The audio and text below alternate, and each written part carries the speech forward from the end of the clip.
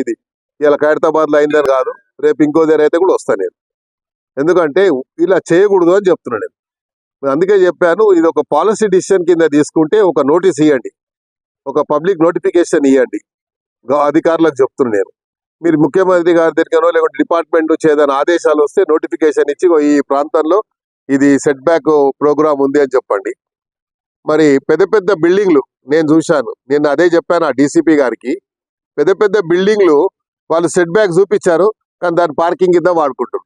ఆ set back ఇచ్చిన తర్వాత ఏదైతే ప్యాసేజ్ వదులుతారో అది పెడెస్ట్రియన్స్ వాడడానికి మరి నడిచే వాళ్ళకు దారి అది. మరి అదే అక్కడ పెట్టిన దాన్ని ఎక్కడ కూడా గులగొడతలేరు. నేను రోడ్ నెంబర్ 46 మొత్తం అదే ఉంది. రోడ్ల మీదే వదలం మాత్రం సెట్ బ్యాక్ వదిలారు. ఆ సెట్ బ్యాక్ ని మొత్తం మేము వాళ్ళ పార్కింగ్ కింద వాడుకుంటారు. నడిచేవాడు ఎలా నడవాలి, అక్కడ ఎవరు చూస్తలేడు.